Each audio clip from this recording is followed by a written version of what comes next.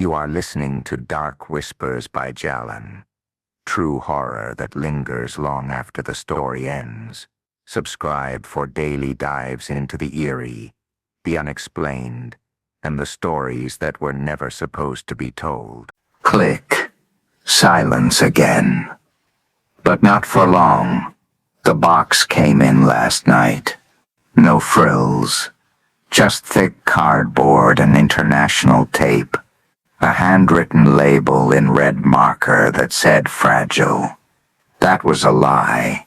All right, Labubu, this is your new home. She said it like a joke. Like people do when they're alone but not trying to feel alone. She placed the doll on the dresser, centered it, smoothed its fur with the back of her hand. Don't be causing any problems. She said it with a smile, but something in the room didn't smile back. All of our good guy accessories too, right, Oscar? Right. Brought to you exclusively by Playtolls, makers of Good Guys and other fine toys. Found in toy stores throughout the greater Chicago area. Mommy, wake up. Mommy. Patrice, wake up. She groaned, turning under the sheets. 7:30 a.m. Too early. Way too early.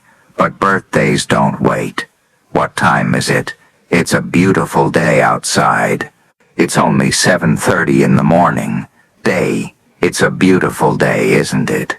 Happy birthday. Thank you, Mom. I made you breakfast in bed. Oh, you did? Yes. I put my foot on it like Auntie Maywell. What you know about that? I know a lot about that. Okay. Well, this looks amazing and I can't wait to eat it. He beamed in that way kids do when they feel like the star of the world. Wait, before you eat, can I open up my present? Who told you I got you a present? Have you been spying? Uh-huh. All right, let's go open presents. Yes. Oh, hold on. Let me record this for your father. What is it? It's a Labubu. Yeah, it is. Thank you. You're welcome. I'm glad you like it. I'm gonna name him Laboom, like LeBron James kind, except Laboom. Okay. All right, young Luca. Thank you. She leaned in, smiling. He clutched the toy like it was a friend he already missed. Oh, this is cute. I think I need to get one for myself. Or, second one for me. Oh yeah? Okay. Well then maybe I'll take this one. Then something happened. Quick. Small. But it changed the air. Oh my God, it bit me. Wait, it bit you. She laughed. Kind of. Like she wasn't sure if it was a laugh. And the doll sat there. Still. Smiling with 9 visible teeth.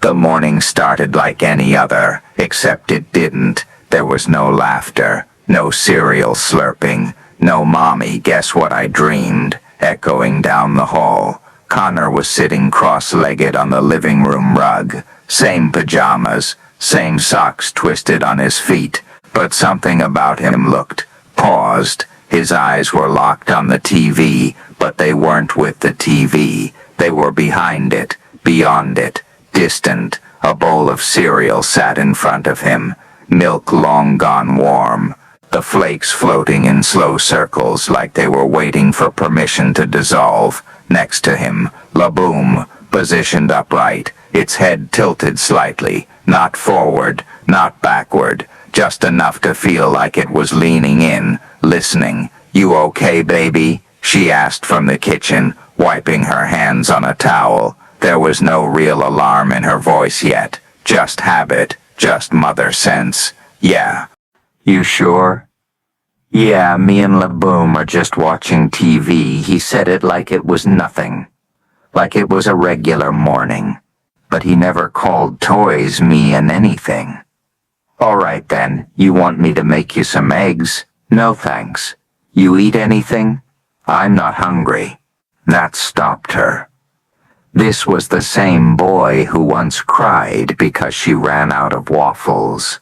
The same boy who once said, "Hunger is an emergency, Mommy," and now he just sat there, quiet, still. doll in hand. Something wasn't right.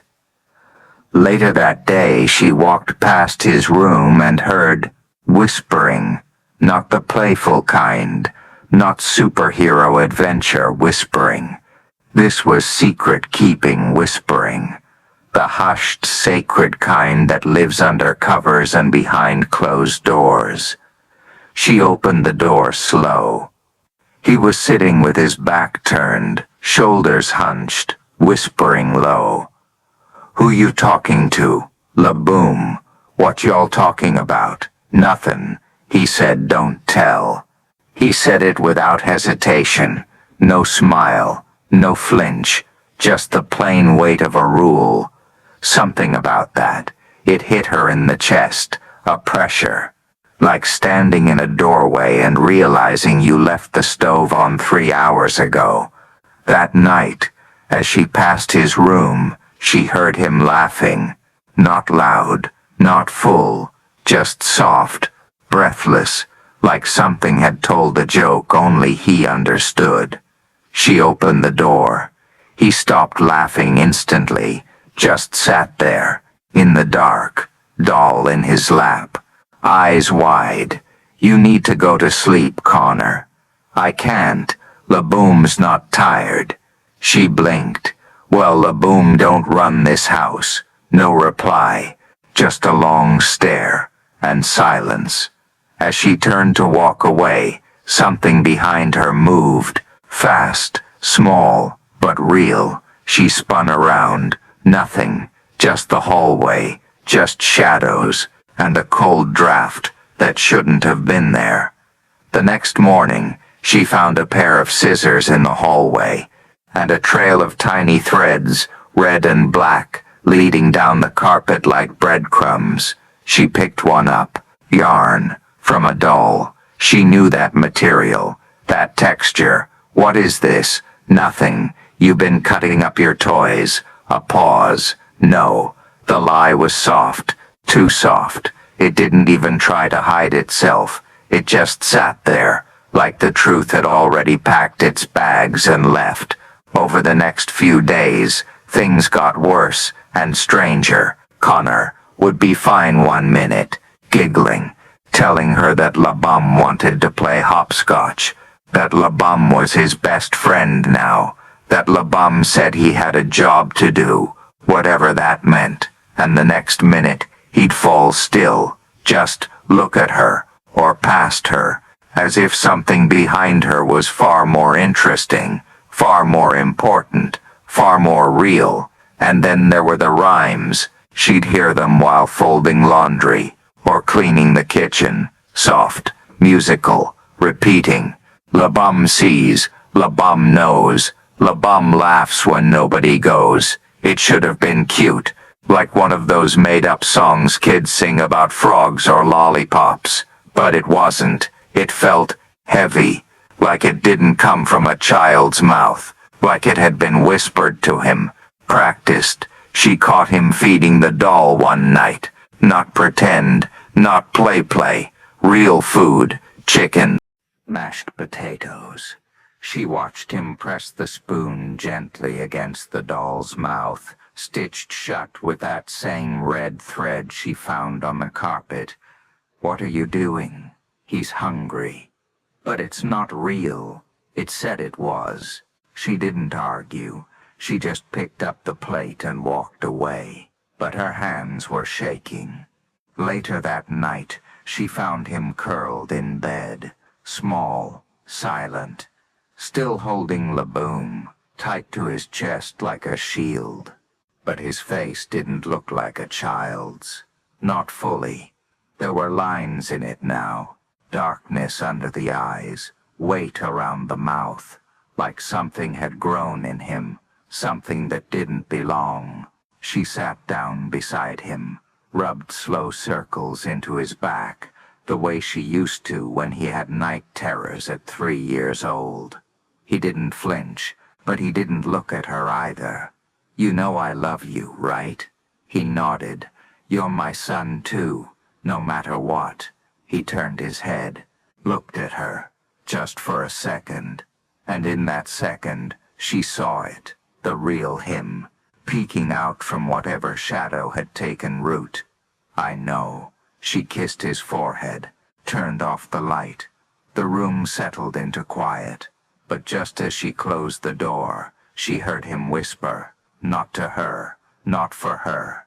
Night, Labubu. She woke up early, maybe too early. Something had stirred her. No dreams, just a sudden urge to check. She walked down the hall. The house was still. Connor's door cracked open. He was there, alone, sleeping softly, chest rising slow, but the doll was gone. Not on the bed, not in the room, not under the sheets. She asked him when he woke, "Where's Labubu?" He sat up, rubbed his eyes, yawned like everything was normal. He went home. Home. Labubu said he had to leave. She didn't believe it. She turned the house upside down, checked the trash, the attic, the dryer. Nothing. No sign. Not even a thread. Just gone. And Connor, he started eating again, laughing again, talking about cartoons like a regular kid, like nothing ever happened. But sometimes, he'd stop mid-sentence, tilt his head, like he was listening to something she couldn't hear. And every so often, he'd smile and say things like, "Don't worry, I remember what you said." She never asked who he was talking to, not anymore. She didn't want to know.